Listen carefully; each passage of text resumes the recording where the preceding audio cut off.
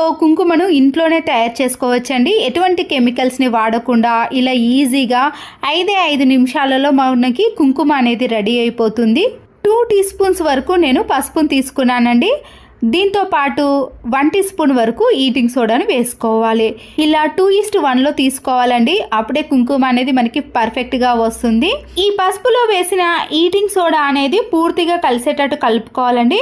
ఇలా ఒక 30 సెకండ్స్ పాటు బాగా కలిపిన తర్వాత ఒక నిమ్మకాయని ఇలా కట్ చేసి దాంట్లో ఉండే గింజలన్నీ తీసేసి రసాన్ని మాత్రమే ఈ పసుపులో కలుపుకోవాలి. మనము పసుపును తీసుకున్న క్వాంటిటీని బట్టి నిమ్మకాయలను యూజ్ చేయాలండి. నేను ఇక్కడ 2 టీ స్పూన్స్ వరకే తీసుకున్నాను కాబట్టి చిన్న నిమ్మకాయను మాత్రమే కట్ చేసి వేసుకుంటున్నాను. పసుపును ఎక్కువగా తీసుకున్నారనుకోండి 2-3 నిమ్మకాయలను కూడా యూజ్ చేయాలి. నిమ్మరసం వేసిన వెంటనే ఒక స్పూన్ తీసుకొని ఈ రసంలో పసుపు అంతా కూడా కలిసేటట్టు కలుపుకోవాలి. ఇలా కలిపిన తర్వాత ఒక మిక్సీ జార్ని తీసుకొని ఈ పసుపునంతా కూడా అందులో వేసేసి ఒక 2-3 ట్రిప్పులు వేసేసామనుకోండి కలర్ అనేది పూర్తిగా చేంజ్ అయిపోతుంది.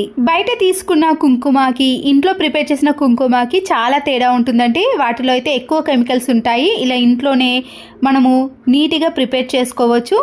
ఇలా మిక్సీ పట్టుకున్న దాన్ని అంతా కూడా మళ్ళీ ఒక బౌల్లోకి వేసేయండి. చూసారు కదండి కలర్ అనేది పూర్తిగా చేంజ్ అయిపోయింది కదా. ఇప్పుడు ఇది కొద్దిగా తడిగానే ఉంటుందండి, వెంటనే ఆరిపోదు కదా. మరొకసారి స్పూన్తో కానీ చేత్తో కానీ ఇలా పూర్తిగా కలిపేసేయండి.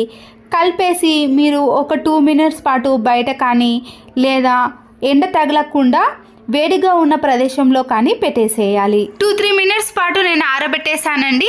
ఇలా డార్క్నెస్లోకి వచ్చేసింది. ఆ తర్వాత మనము టీ వడపోసే జాలి ద్వారా జల్లెడ పట్టుకోవాలి. ఇలా ముందుగా ఆరబెట్టుకోవడం వల్లనే మనకి కుంకుమ అనేది ఇలా ఈజీగా జల్లెడ ద్వారా వచ్చేస్తుందండి. జల్లెడ పట్టుకున్న దాంట్లో చివర్లో ఇలా కొద్దిగా వేస్టేజ్ అయిపోతుందండి.